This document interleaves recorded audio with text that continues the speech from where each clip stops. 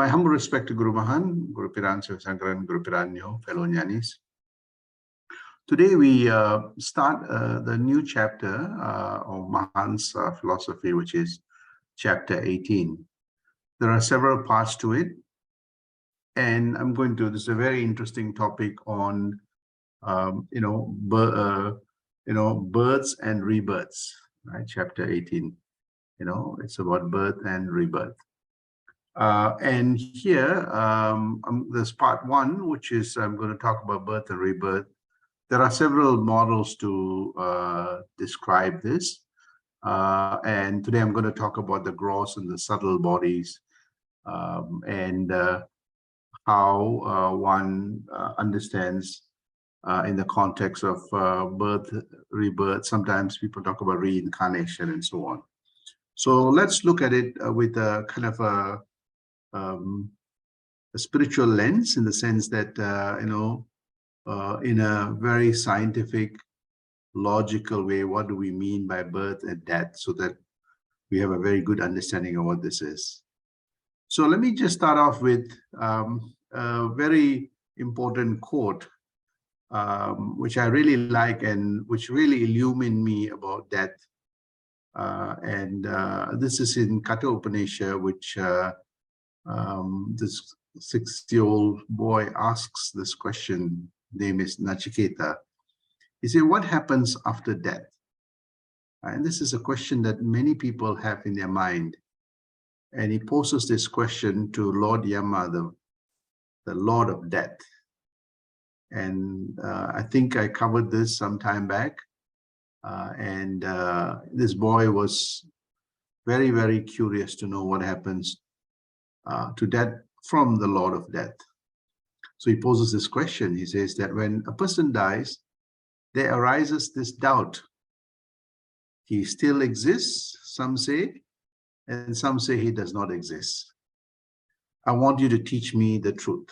And so he's asking the Lord of Death, is death an illusion or is death real? So he asks this guru, who's Yama, as I mentioned, God of Death. And God of Death then answers this question. He says, the secret of death is hard to know. He says, even the gods don't know this, And so in this Upanishad, it's a fantastic Upanishad. I think all of you all should try to read it. If I have time, I will cover this.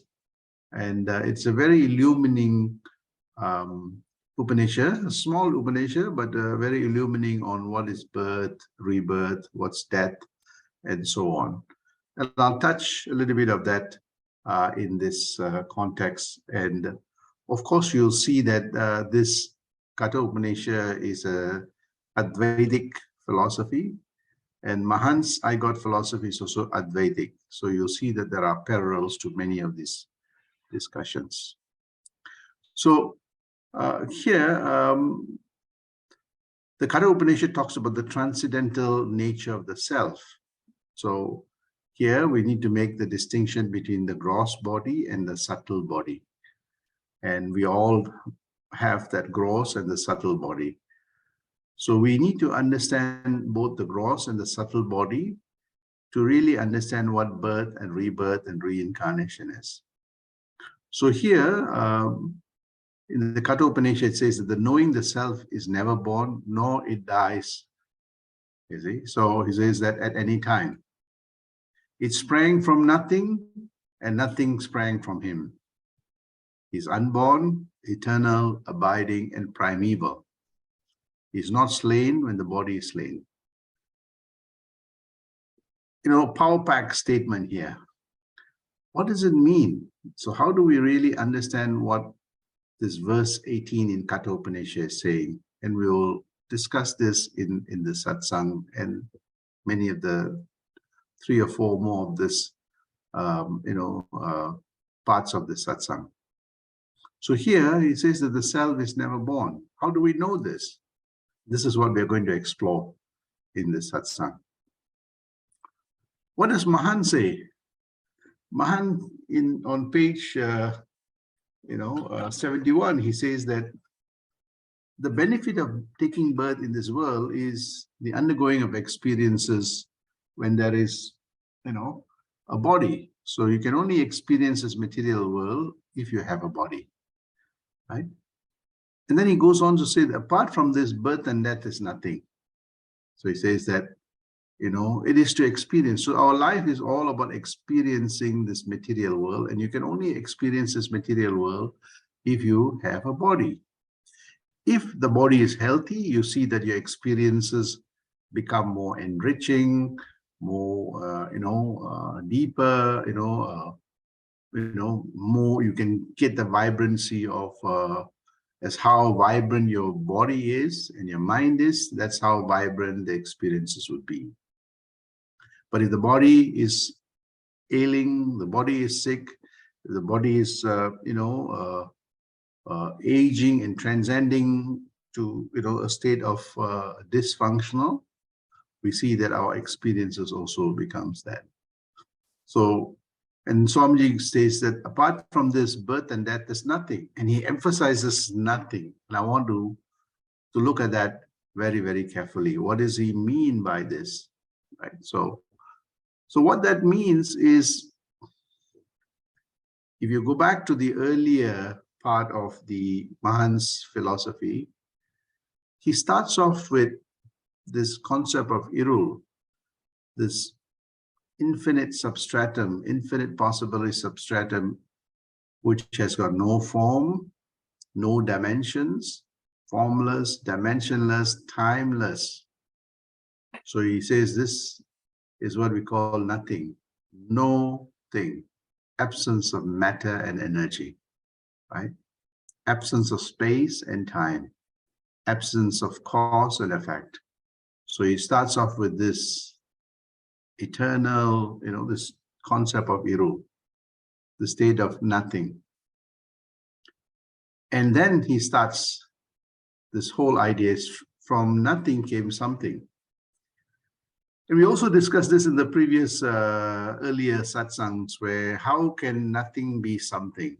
And this is the answer lies to when we mean nothing, no thing, absence of matter and energy, we're saying the absence of the four-dimensional universe, which means that this nothing is a state of infinite possibilities and potential, the infinite dimension, countless, beyond our own material body, because the whole idea of infinite, we have this abstract concept of infinite, but our human mind is unable to grasp this infinity because the human mind is caught up in a finite body with a finite set of experiences. To be able to experience the infiniteness, the mind needs to dislodge that finite body. And there is methods to do this, right? So Swamiji starts off with this nothing, and from there something. And this is really important because we're going to start defining two things. The human consciousness has both, that experiences both the material body and the subtle body. So we have both the material body and the subtle body. We means this human personality, right, has both the material and the subtle body. So from nothing, something emerged, and I went through this in the earlier part of the, our universe. With the convergence, we had this primordial atom. So the collapsing of the infinite to that finiteness, that four-dimensional universe that gave rise to, all the elements, all the forces, the potential, the kinetic forces, gravitational, electromagnetism, all those things that gave rise to the building blocks of our universe, electrons, protons, all those things, and that basic elements. And we saw that, right? And this is the periodic table. So I'm now mapping our material body because we need to really understand what happens to the material body and what happens to the subtle body to be able to understand birth and death. So we see that the universe was constructed, through this Big Bang Time was built in, space was built in, and we had building blocks that emerged that gave electromagnetism, the whole works, right? But what's really interesting is that the building blocks had elements in there that became the building blocks of all material bodies in this universe, including our body. And it gave rise to Earth, right? And note that Earth is where we live. And for our body to exist, we need the elements of the Earth. As a matter of fact, our entire body elements come from the universe itself, the Earth, water, matter, nitrogen, oxygen, everything comes from there, right? And we all know this. We've studied in this basic science, but when we think deeper, what do we mean by birth and rebirth of our material body? If we have a very good deep understanding, we'll see that it's very different from what we assume it is. So we see that from that element, we have food, we have vegetables, we have fruits, we have milk. All these elements are from the earth and the universe, which was constructed during the crucible of our Big Bang that gave rise to all these elements from nitrogen, carbon, iron, aluminum, chromium, all those elements in the periodic table. And that gave rise to our body, like every other body from the plants and so on. So our material body actually comes from all these basic elements that Earth has. Now, if you think really deeply, then what happens is that the material body is, in the early phase, the mother carries the child in her stomach, in the womb, and you see that she eats food, and the food is digested, and it builds the body. And the body then grows to become an adult. You still have to eat food, drink water, breathe, all those things. So what you're doing is actually taking the elements of the universe, of the earth, and as we eat, we build the body, we also throw out waste materials, which is used by other creatures and plants and so on. And this evolution takes place until our body starts aging, because it's a time period. Everything in this universe has got time: birth, sustenance, and dissolution. Generator, operator, and dissolver. This is God, God. And this is the material, this is the physics of our material world, our material universe. So this transformation takes place, and that's what we call aging, right? And in that aging process, we have disease. Disease comes because our body cannot metabolize things due to aging, and you see that our body cells don't get the elements it needs, and you see the cell starts disintegrating or switches on other parts of your body that causes cancer and everything else. And ultimately, the body will die. The body will disintegrate. So what do we mean by birth and rebirth? As I said, we assemble the body, our mothers assemble, our parents assemble the body, we assemble, throughout our lives, eating, to construct our body. Ultimately, there comes a stage where the body dissolves. And guess what? The body goes back to the building blocks, right? So in this context, when we step back and observe our material body in its fundamental form is the basic elements of this universe, right? It comes together for a short period, there's a dynamics in there called life. And we see that when that hits its terminal period, it starts dissolving, and ultimately the body dies and all the elements go back to its natural state.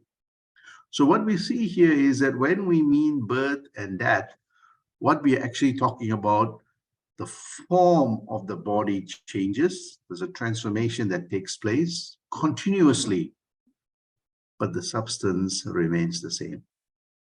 So all the chromium and aluminum and oxygen, the carbon that we assembled to form this quantum of energy or body, ultimately it'll dissolve and go back to its original element. So what do we mean by birth? Birth and death are actually transformation of the basic elements of this material, elements of this universe. So is there something that is beginning and end, terminal? The answer is that if you scrutinize this very, very carefully, actually there is a continuous flow, continuation. There's no break. The body goes through continuous changes. The elements we assemble, we give it back to nature, and nature reassembles that back into plants and animals and creatures and everything. And so when we step back and say, what really dies and what really is born? The form changes, but the substance does not. So what do we mean by birth and death? What do we mean by birth and rebirth? In the way that we know. So we have a very kind of narrow perspective of birth and death. But actually, when you step back and observe this, even our material body is in a continuous flow. And the only constant is that flow that is continuously transforming, but the basic element is the same. So if you step back, this is why great saints and sages say, even the changes of the body is an illusion or maya or changes, right? Change, the truth does not change. So here we see that even the body in its basic building block remains the same building blocks. Someone can say, well, oxygen comes to this with hydrogen becomes water. Yes, that's a much more, bigger molecule. But if you break down all the way, even the oxygen, you break it down, you see electrons, protons. If you break it down further, the basic building blocks are the same. So actually, what we see is that the birth and death is also a transitory state, but there is a permanent state where even at the matter level, at the material level, it is still the same, right? The air that I breathe flows through me and flows through everything, including yourselves. So we are nature, standing on nature and dissolving nature and nature itself. So when you take a very spiritual kind of approach, even the understanding of body completely changes. The substance is still the same. Now, coming back, so where does this all come from? It comes from that we say that the elements of our body comes from the crucible of the Big Bang and the primordial atom and so on, and that's imprinted in us. So when we look back, our material body actually is in its essence, while it's changing, the basic building blocks is unchanging. So it is, the changes are happening, on a substratum that is unchanging, at least at the matter level, at least at the most minutest level. Now let's come back to the subtle body, right? So what do we mean? Let's come back in the context of as how we did for the material body. We start off again with this Irul, darkness, absence of materiality, absence of light. Light is photon, right? The absence of photon is actually that. So here we're saying the absence of this primordial atom, absence of a four-dimensional universe. We get this formless, dimensionless, infinite. So I'm going to start that from there. So this is what Swamiji talks about, nothing, infinite possibilities, potentialities that the human mind, the human material mind is unable to grasp. Although the human material mind understands this abstraction, and that's why we're able to, though our minds may not touch infinity, but we are able to characterize infiniteness, in forms that, you can't touch it, but in the abstraction, the abstract form. So that's how mathematics and others derived, from the human mind. So what's really interesting now, I'm going to show you some magic, is that we saw the entire material universe and so on. But something very interesting, if you observe this picture very, very carefully, you see that the background of the Irul, that infinite possibility, is core to life. You see, in every one of the form, there is a formless, that Irul.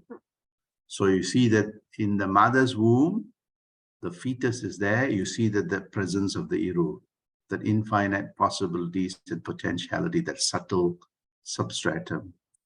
In the infant, we see that shaded by black, that is that substance, that's the infinite substratum. In every stages of our lives, though the form and though the material identity is there, the material form, core to that is the subtle body. And in all stages. So what we see here is that while the matter body is finite, within that finiteness, the background that gives that, that motion, that gives that, the dimension that gives that life, is that, that infinite, that subtle substratum. And this is what, through thinking, we see this through our thought experiment, through meditation, even in sleep. As we analyze sleep, we see that that absence of materiality exists while we are still partaking in the material world. So, and something very interesting that, if you look at the properties of the subtle body, there's 5 aspects. And some in scriptures, they call this Brahman. Mahan calls it big I. And if you scrutinize this very carefully, it says that this substratum, which is that darkness in all the forms that is there, right? The infant right up to the boy that is carrying the bag to school, and the graduating kid, and going to work and making money and aging, and then holding a tongkat, walking stick, and sitting in the wheelchair, right up to passing off. In all that subtle body is present, right? How is it that we missed it, right? Because we're so focused on the form. And this is where that stepping away from that form through meditation 1, the mind is able to grasp that formless. So to really understand these qualities, there are 5 aspects that we see that between the subtle and that material body. So you see that the material body itself doesn't die, nor is born in that core state. The material body just goes through that transformation, but the basic elements remain the same. The same thing we saw, that the subtle body, while the motion in the material body, the subtle body is present everywhere. It's, if you see, it is covering the entire screen, it supports life, it is within life itself, right? So to understand the properties, if you look very carefully, this subtle body is not part of the body and the mind. It is apart, it is separate from the material body. What does it mean? It means it's not a property of the material body and the mind. So sometimes people say, well, because of the body, I have this consciousness or this Irul state. If you see very carefully, and I'll go through that 5 steps to explain to you, and then I'll come back to birth. What do we mean by birth and death? And so here, clearly we see that the material body and the mind is different from that subtle body. We know that it pervades and illumines the material body and mind. So it enables the mind. Without that subtle body and the consciousness, the mind would not be able to get up, or the mind would not be able to do things. So it powers the body, right? Without that consciousness or cosmic intelligence, you can call it cosmic intelligence, which is dimensionless, formless, it illumines the body. It tells this is what the body is. This is what the material body looks like, and the mind that is generating the material thought. So it has got that cognition, the ability to, enable the mind to cognize. It is not limited to the material body and the mind. Yes, the mind and the body needs this power, but it can exist, so it's not just confined to the body, exists beyond the body. Well, we can see this, in deep sleep, the body is completely non-functional, or in a coma, we're completely non-functional, but yet it exists, right? It is known in the functioning of the body. That means the body needs this to function. But for the material mind to experience it, without the mind and the body, it is there, but you cannot experience it, because the experience that we are talking about is a material experience, right? So here are 5 elements that describe this state, that subtle state. So as long as the mind is so close to the material body and entrenched in the materiality, it would not be able to grasp the subtle body. But slowly, as the mind retreats from the material body, the state of silence, state of expansion, the experience, liberation, finality, this is the self. The mind realizes that this mind that is inoculated by the self and experience itself as a self, knows that itself is a self, will realize that it exists beyond the body. Example is that there are many examples, and I'm going to touch the example of, the electricity. So electricity passes through the walls, right? It's constantly there, but it's different from the appliances. The appliances need the electricity to power itself, but the appliances are not the electricity. In that same way, our bodies are plugged into this subtle body, or the subtle force, or I can't even say it's force, the subtle substratum, but the body is not that. It needs that to be powered. So if you look at the conditions of the 5 conditions, that's what the electricity has, at least from a theoretical perspective, that had the electricity got memory, if the electricity's got memory, it will then say, hey, I used to be powering a light which is 40 watts. I have powered a light that is 100 watts. I've powered a fan, and this is how the fan operates, and I have the experience of the fan, or the refrigerator, right? So the electricity is not the refrigerator, but the electricity, if it has that memory, you say, I know what that fridge is, and I know what that bulb is, but I am not that, but I experience what that electricity passing through that fridge. In that same way, the subtle body is like the electricity, or like the water in its purest form, H2O, right? But when it travels down the mountain, it picks up all the debris, goes into the river. Depending on the terrain, the color, and the viscosity and the speed of that river depends very much on the ground, right? So the color may be different. So we think our material personality, so we experience a different material personality, but like the water that looks orange color or muddy, in essence, the H2O is still the same, the pure water, right? The pure water carries all the debris and elements, and that's what, fertilizes the agriculture farms. That's what, nourishes us. And that's what also carries all our garbage, into the ocean.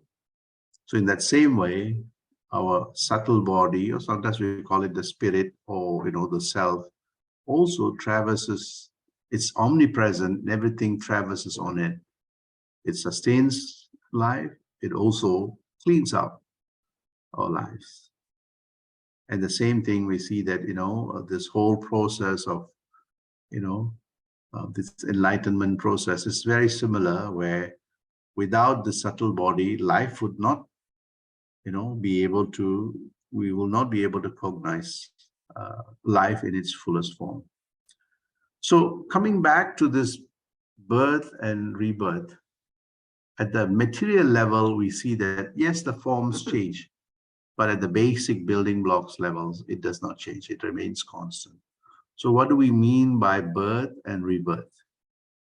Think about it. In that same way, we see that the subtle body cuts across all forms. It powers all forms, but it is not that form. It's formless, dimensionless. So neither at the basic building block, our material body goes through that birth and death as we know. It's just a transformation. And the subtle body powers everything, but in itself is formless, dimensionless, changeless. So the question is, what do we mean by birth and death? So if we understood this, we see that gives us a much more deeper perspective of, is birth and death the real? Or is it just a transitory, illusionary state? Next week, I'll cover more, in more in-depth other models, which are a little bit more sophisticated in explaining this concept of birth, death, and reincarnation. Sandosham.